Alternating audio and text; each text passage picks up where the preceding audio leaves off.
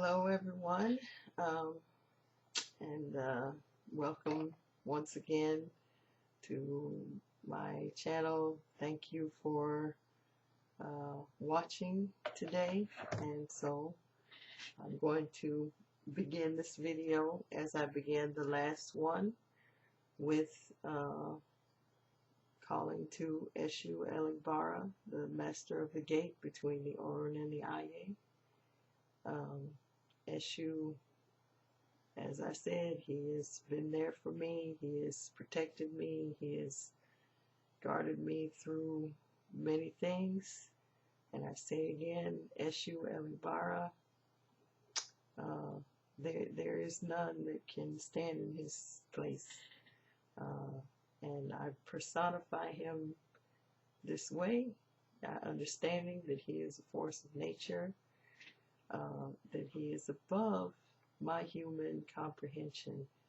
So I respect him, and I respect this force of nature, and I understand that he guards the gateway of my lips. So everything that comes from my lips must be true. And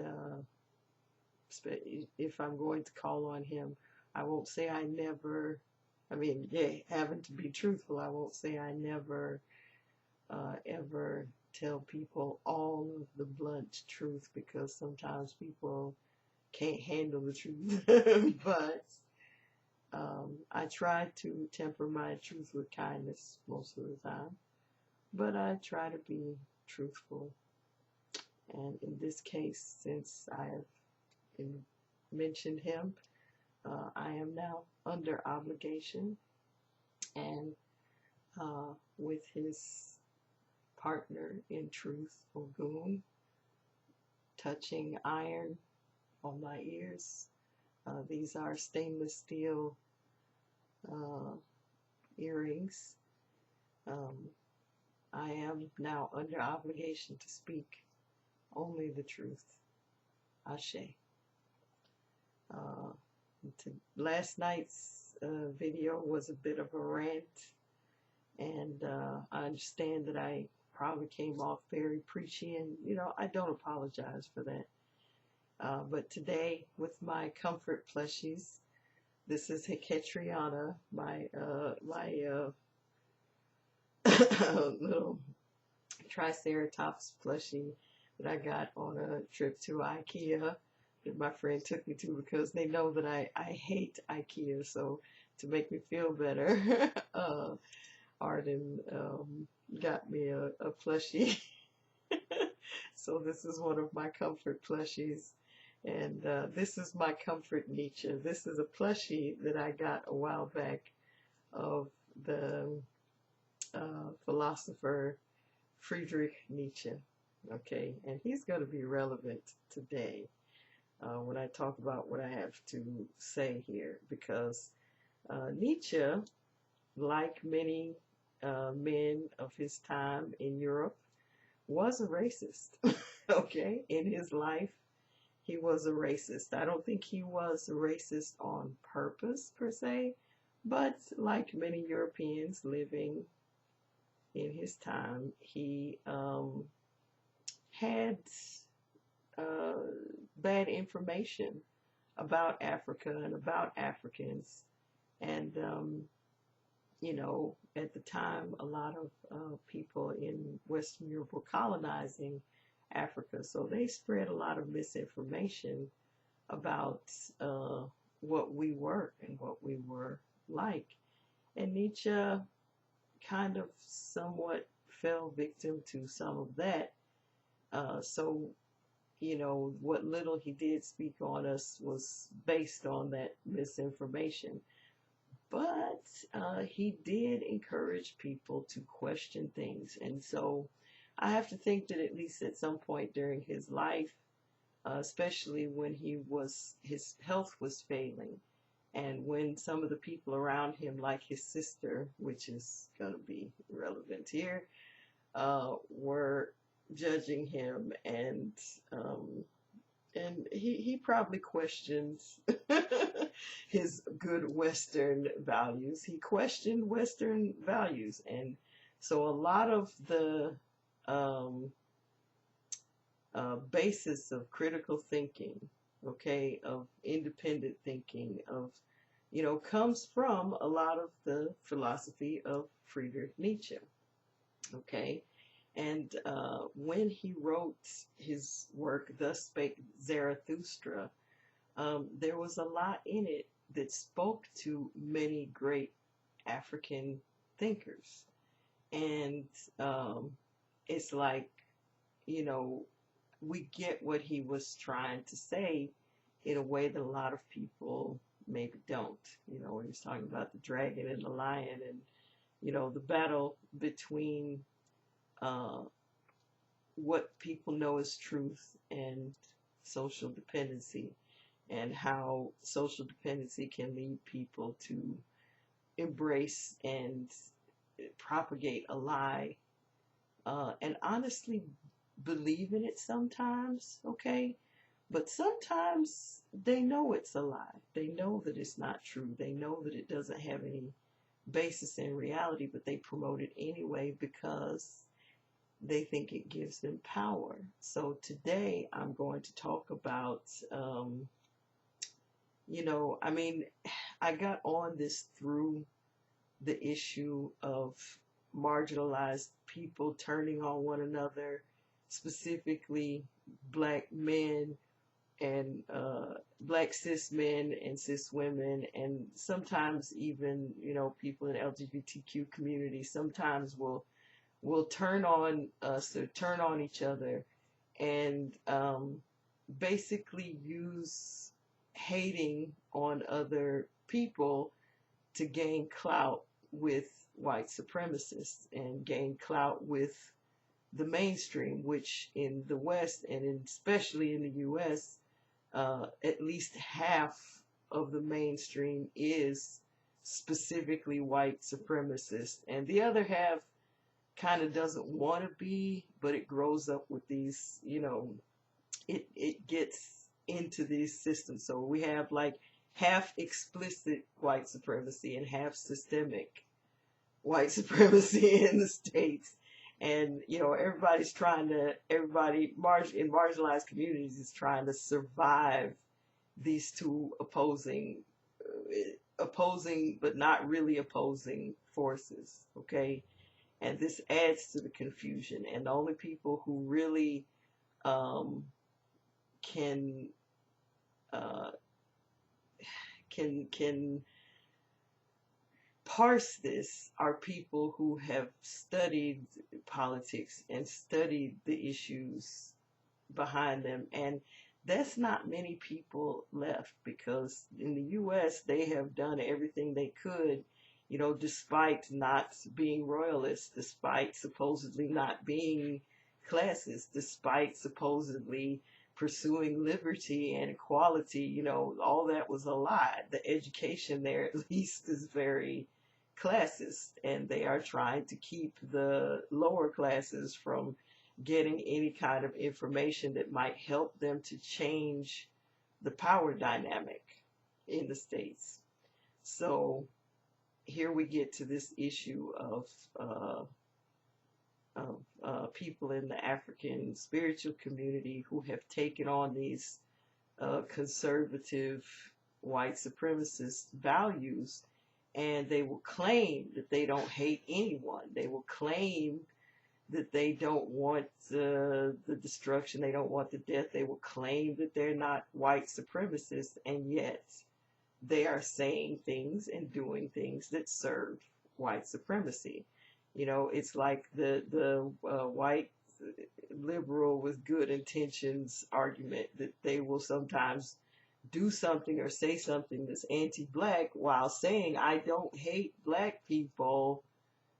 Well, but they do sometimes hateful things, and they say sometimes hateful things, or they go the route of cultural imperialism rather than explicit colonialism. And when you tell them this, that this, I don't see color, or it's just a matter of better or worse culture, and you try to tell them, okay, who's to say this aspect is better when this other one also works, you know?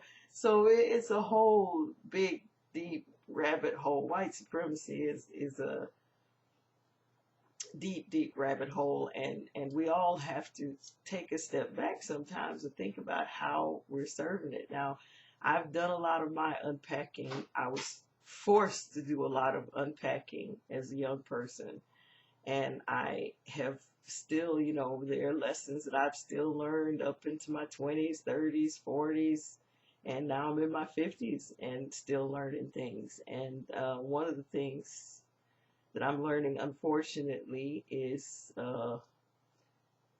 something that Nietzsche said, and I probably should have listened, and that is that a lot of times these things are about interest, and people will do things because they have a will to power. They have a craving for power. And some people think that money is power. Some people think that expressing a superior morality or whatever they think that is power. People who feel disempowered want power. And, you know, people who are humane balance that with, okay, balance the need for esteem and balance the need for some kind of community, some kind of, you know, feedback and, you know, positive feedback from other people. The person who has really explored these things and has the desire to be humane will balance whatever they're doing to get power, whatever they're doing to get esteem, with being humane. But some people are hungrier, and some people will do anything for power. Some people believe that money is power, so they will do anything for money. Some people believe that sexual desirability is power, so they will do anything to stay sexually desirable. Some people believe that having followers is power. And on YouTube, getting hits and likes is power. Okay, people want to get more likes and more hits, and so a lot of people will do anything for that. So when I'm approaching the issue of homophobia and racism or racist ideology views penetrating the African spiritual community, and also, you know, like I said, there's the one aspect of this, but there's another aspect too that for me is bigger, because some things are like the little minutiae, the little details, and yeah, it's a big detail when you consider people are getting killed over it, but it's kind of the outside of the issue. When you look deep down into it, when you look at the root of it, what these people are doing is they're seeking validation by conforming to these Christian and Muslim, these viral religion, the you know, imperialist aspect of the religions, not the esoteric aspect of the religion, but the social control and the statist aspects of the religion that say, you know, either you conform in thought to what we believe, either you believe what we believe, or you're going to hell.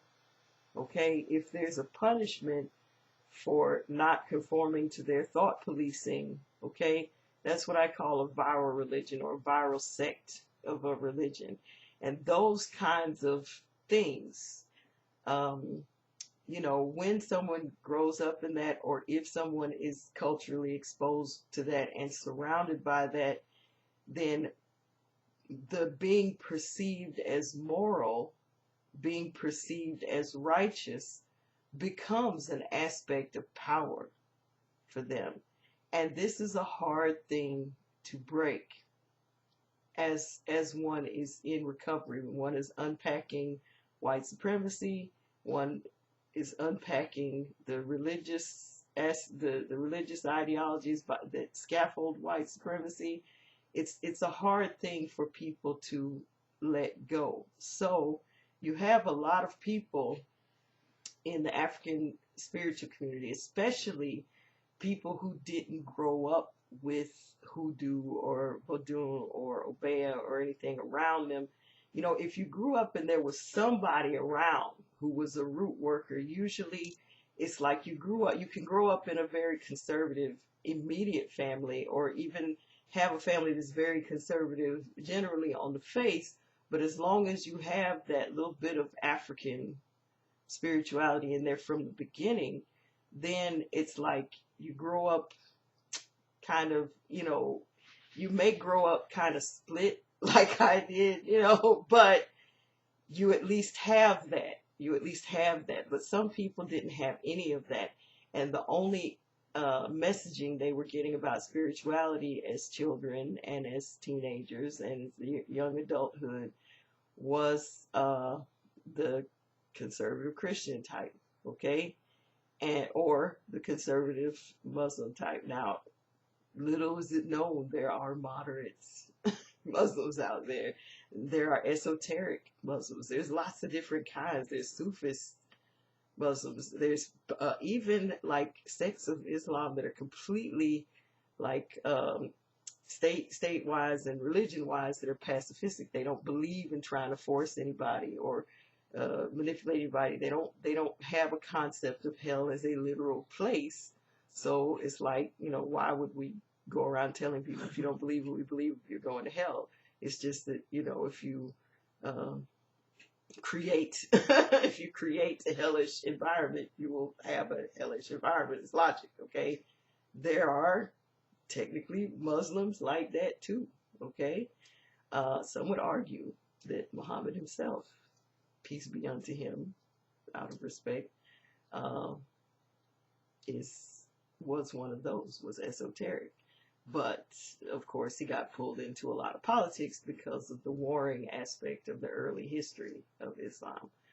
But my point is that for a lot of people who grew up with these viral religions, being perceived as moral or being perceived as righteous has more of a meaning than it does to somebody who grew up with that insertion in there of Vodun or hoodoo or root work or obeah, or where people had practical morality, where it was like you have to accept that we are part of an ecosystem, we're part of nature, and so some things are just going to be arbitrary. So arbitrarily, like we will cut down a tree to build a table or a house. It's not a righteous thing necessarily to cut down a tree. However, this is what we do to live.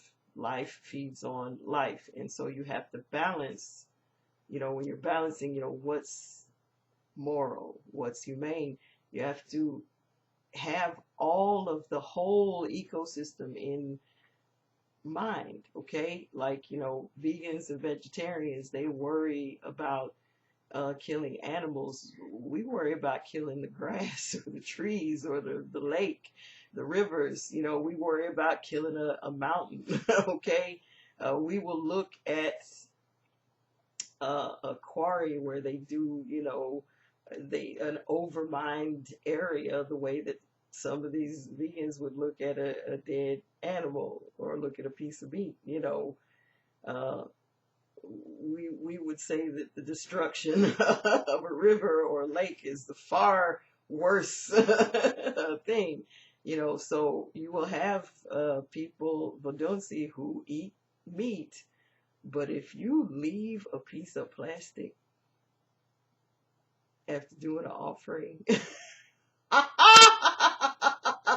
that invalidates the whole thing, and they will get real mad at you if you leave non-biodegradable things behind that can't be found and reused, so or if you pollute the air, if you put something in the river that would pollute it, or if you, leave something by a tree that the tree can't eat and, would damage the tree. So anyway, we get that morality is nuanced. So we're thinking more in terms of ethics and, our personal relationship with nature and personal alignment. And whereas people who are in this viral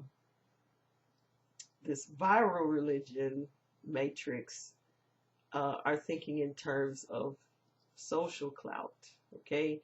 Because it's clear when they are in front of people, they're saying one thing, but then in the darkness, they're doing something else.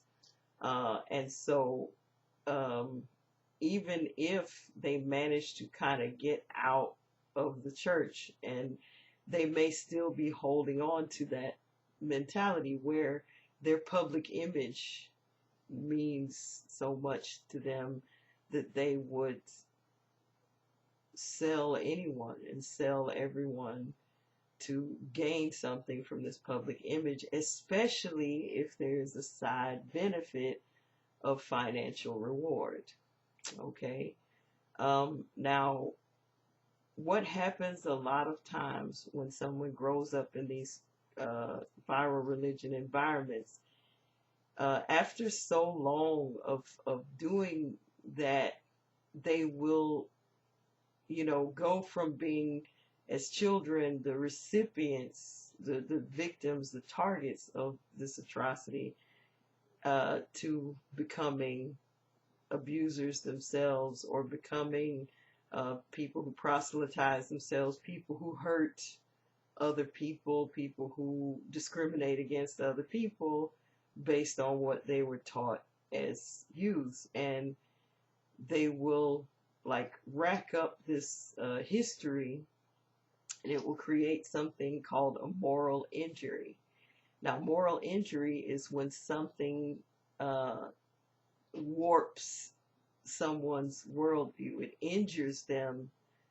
It injures their morality.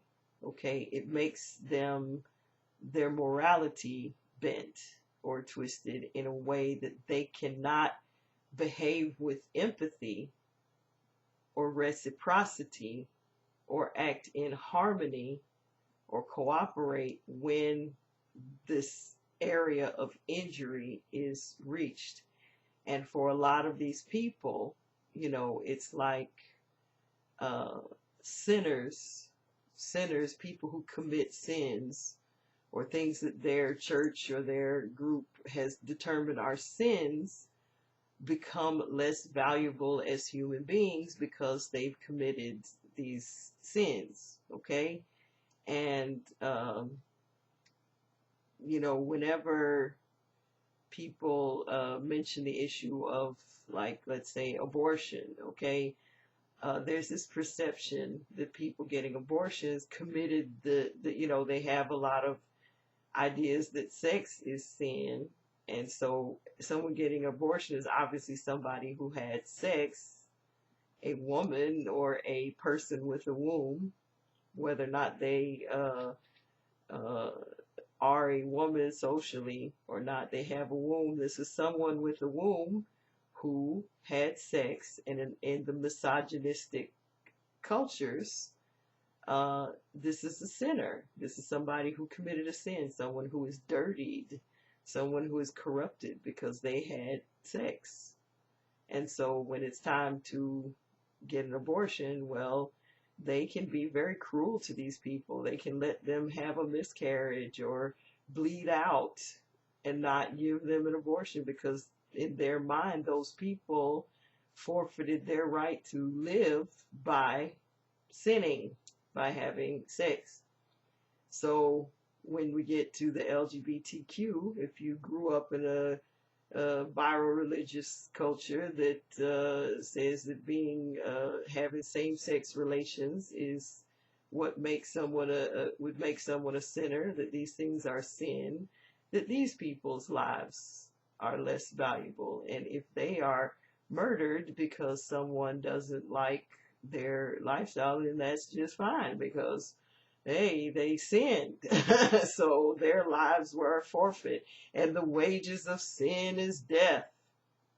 Okay, so these people's deaths mean less to these people who hinge their morality on conforming to these Christian, Muslim, uh, whatever religious ideals, because it's not just Christians and Muslims, especially nowadays. A lot of neo-pagans, a lot of polytheists, a lot of and like I said, a lot of people in the African spiritual communities.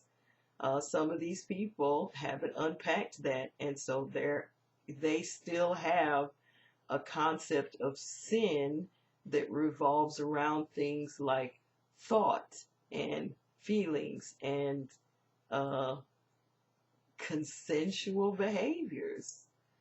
You know, they believe that something that consenting adults do together that doesn't harm anyone can be a sin.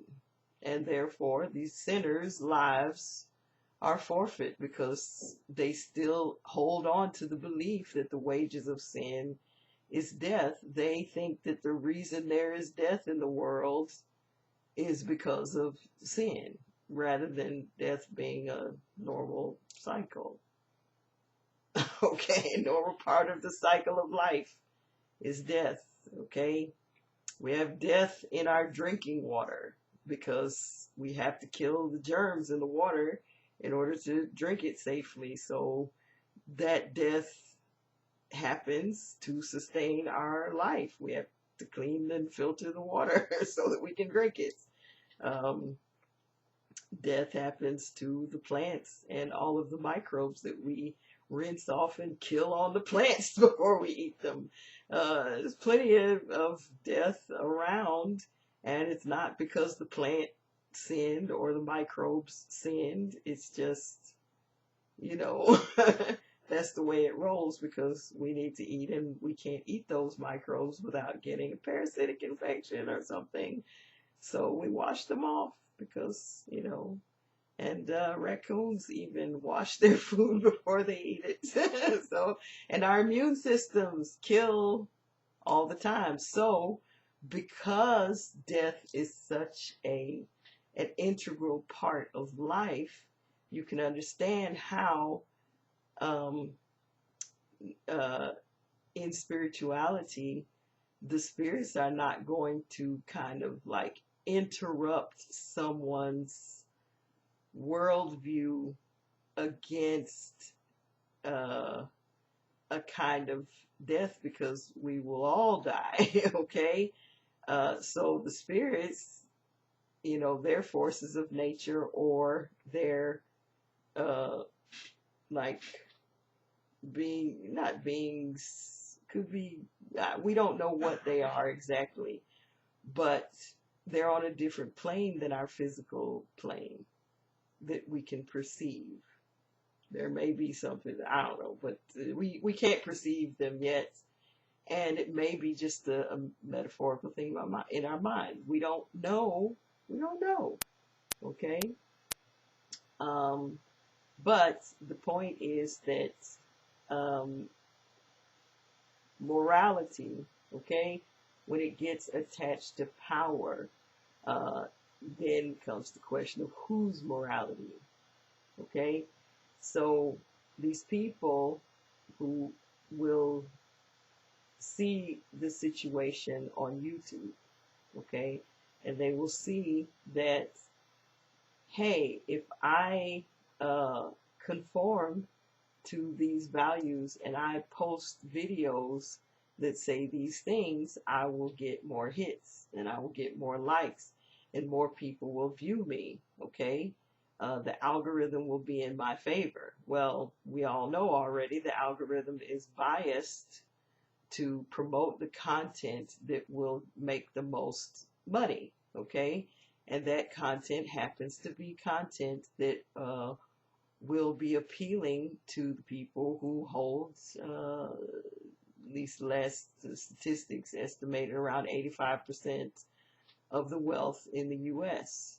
I don't know why nobody else seems to be taking into account. They're after that money, okay? And so in order to get more likes, to get more hits, to make more money through YouTube, for YouTube to make more money from you, they want you and they encourage you to cater to this demographic that has the money, okay? And many people, whether consciously or unconsciously, will do that cost benefit analysis. And so, they realize they're not making enough money talking about herbs. They're not making enough money talking about gaming. They're not making enough money talking about whatever other topic because, that market is flooded or whatever. So they will turn to making anti-woke or conservative content or highlighting issues that are appealing to these people of this demographic who suffer under the mentality of viral religions and white supremacy. So, okay, as a person who is an actual practitioner of an African spirituality, can I say that they're wrong?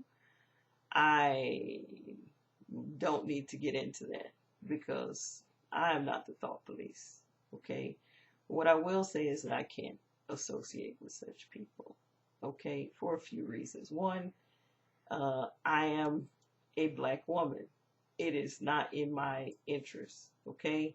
And when I say a black woman, I mean a brown-skinned woman of African and indigenous, supposedly, ancestry, okay?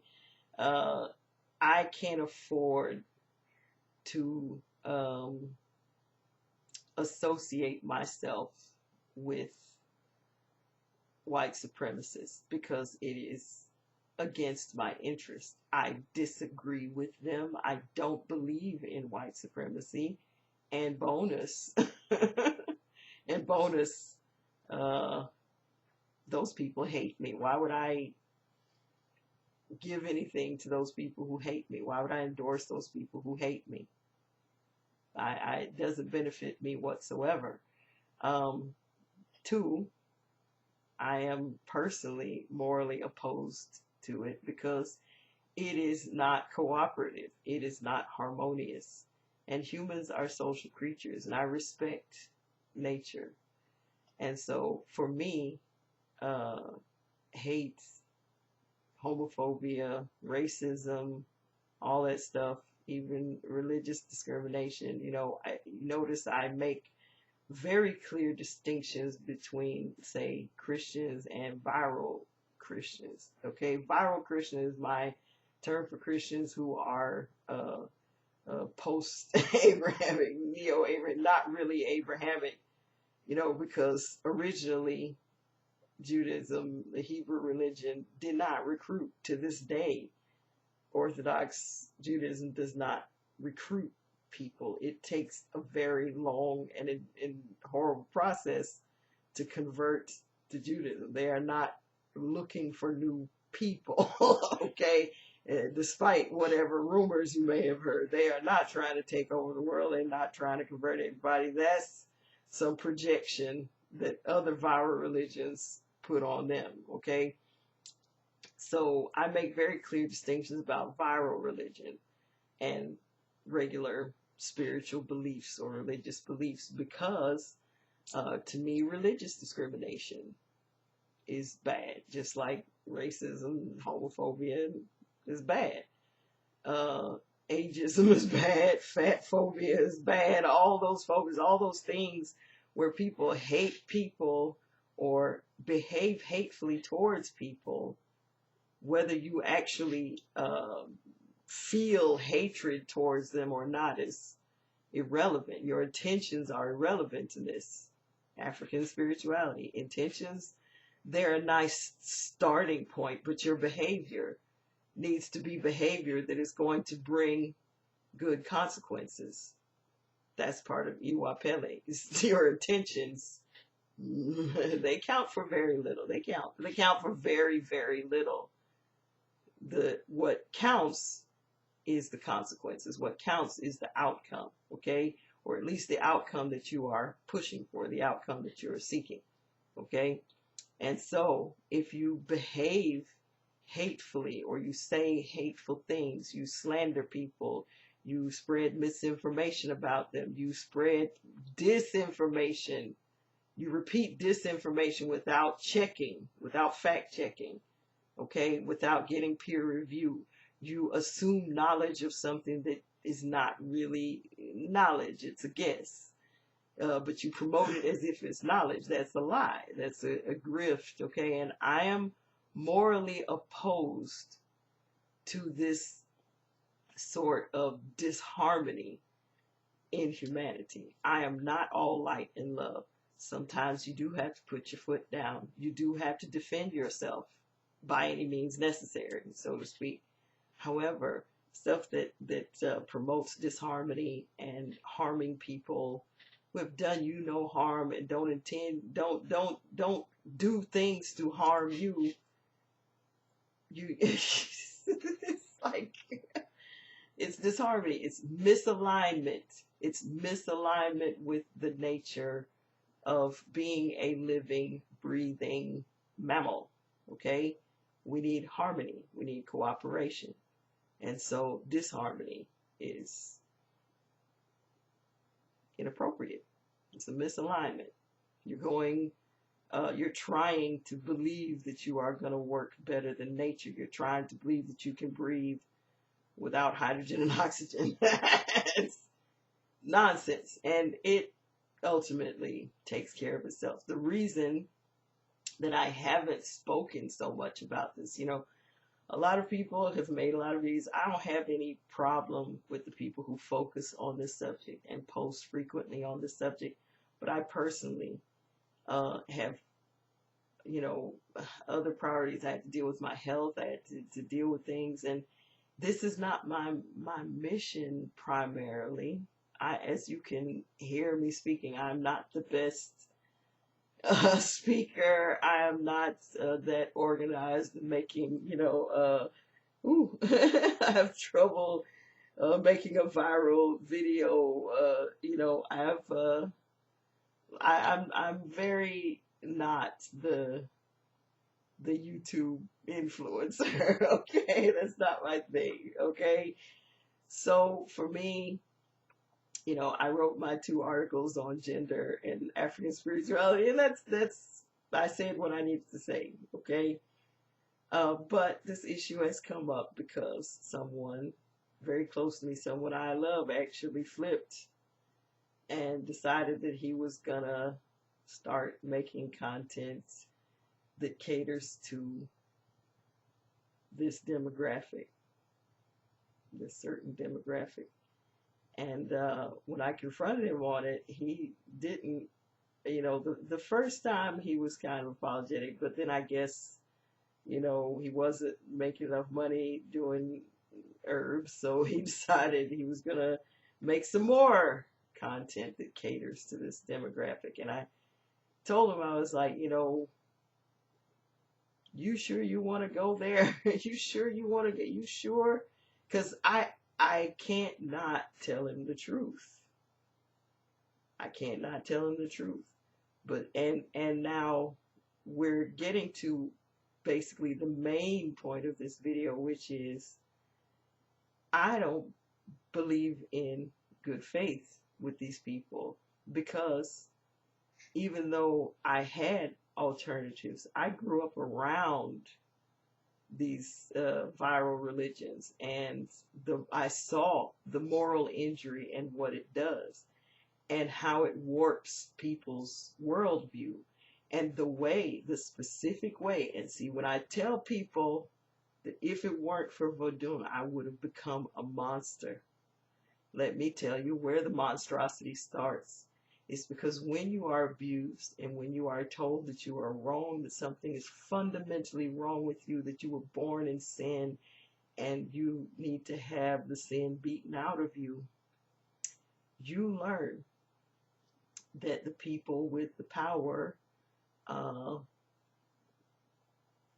are going to use their power against you as long as they have power over you. You learn that um, these people who can hurt you will hurt you. And that the only way for you to not be hurt is to gain more power.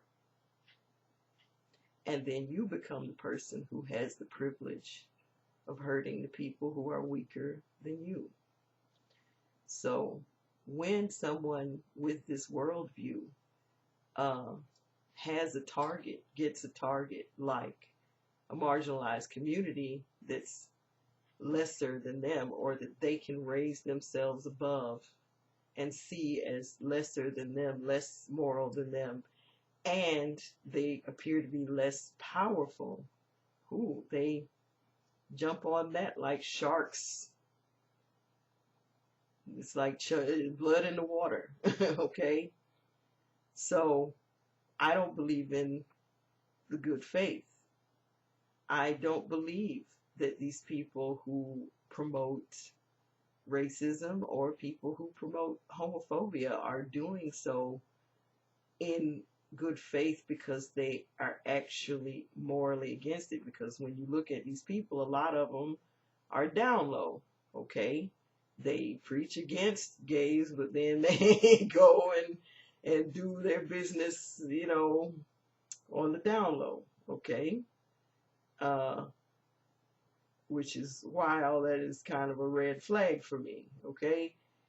So, their public image is one thing, but their private life is another. But they do this stuff for their public image to gain power, or what they perceive to be power, or money, which is a kind of power.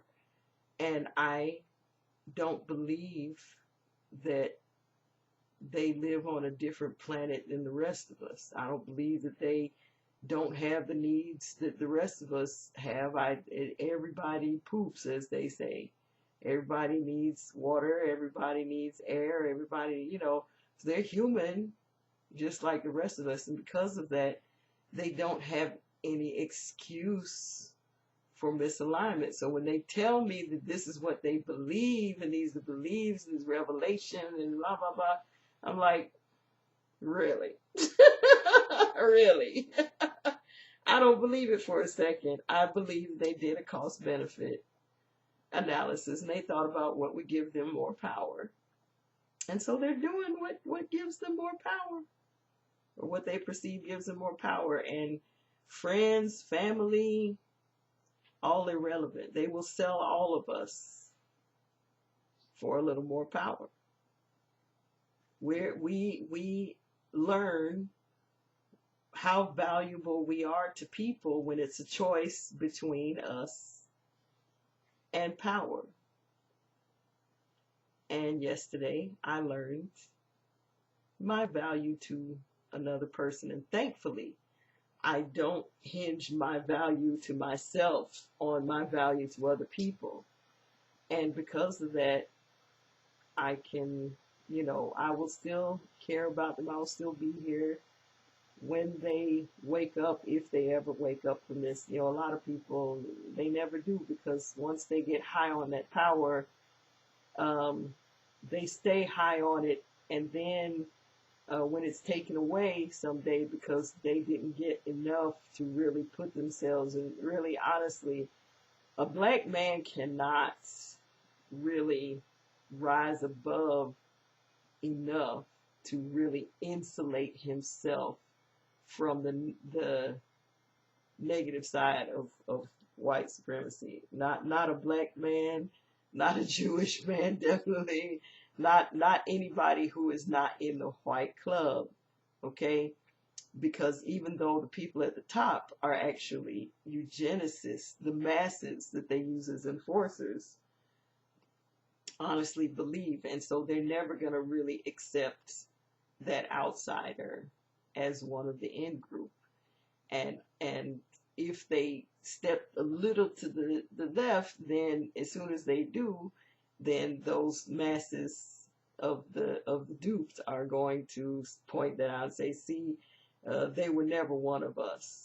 And it's obvious that they were never one of us. So, you know, nobody expected them to. It's that sort of thing, okay? So, uh, these people who are going for this type of power, I don't judge them for being people who go for this power, but what I will say is that that makes them my enemy. They want people like me dead, because here we get to the other reason. I have never hidden it. I'm kind of queer, or what some people would label as queer. I see myself as someone who doesn't fit in the colonial gender box. I don't live in a completely Western country. I live in a Middle Eastern country that is full of Jewish people, and there is a history in the Judaism of having 6 genders, and the Israeli idea of femininity is so different. Here in the States, they saw me as insufferably butch, but here, what was butch in the States is not here. It's normal for a woman to be assertive. It's normal for a woman to be aggressive in defense of her family and her nation. Okay, so these things aren't interpreted as masculine here. They're just interpreted as human. Okay.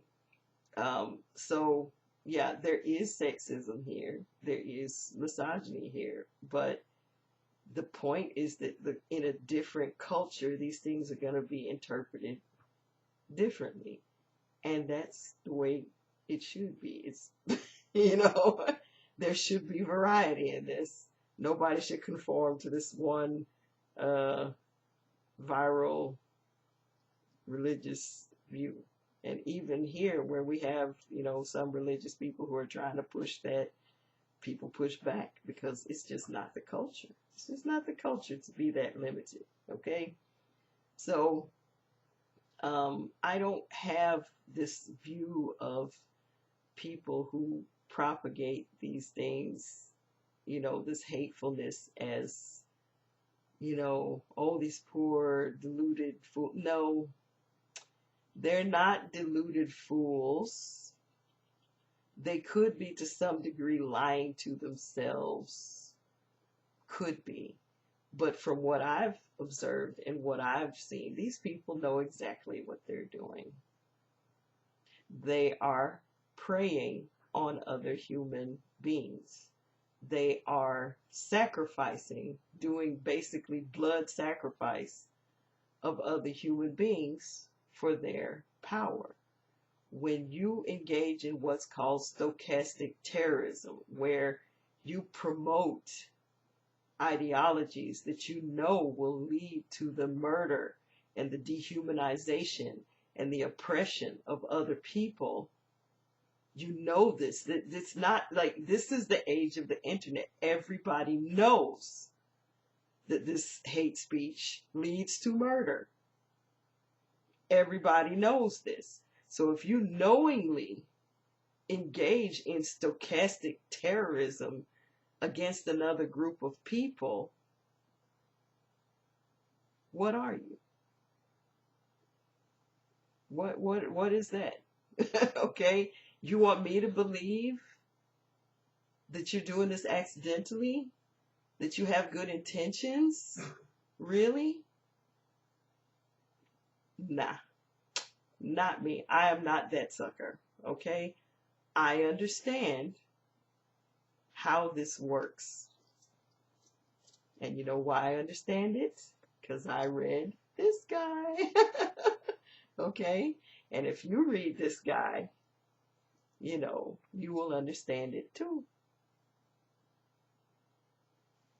So I encourage all of you out there, even though Nietzsche was imperfect, you know, we have a thing nowadays with authors who had their biases. He had many biases, and you will have to shovel past a lot of those. But he also had very important things to say about social dynamics, about society, about the balance between the society and the individual. So he should be required reading for anybody who wants to speak on social issues. Okay?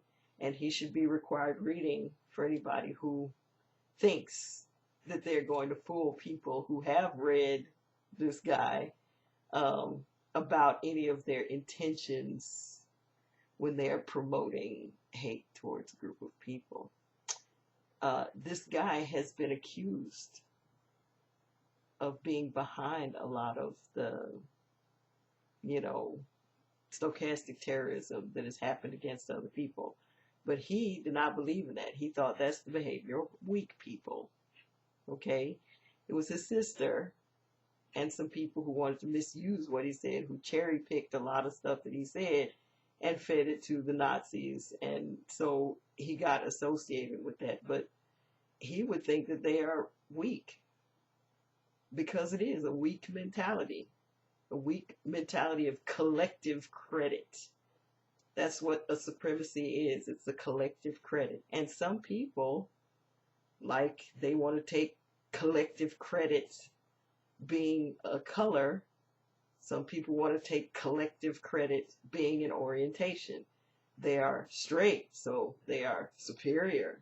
Or they are religion, so they are superior. They are above other people, and those other people, especially people who are the lesser, the lowest on their moral totem pole or whatever, those people are disposable. So they will preach against these people that they perceive as disposable, human sacrifices, okay, knowing that they're basically sacrificing these people. Now, if you are an atheist, you know that this is a societal sacrifice. This is depopulating your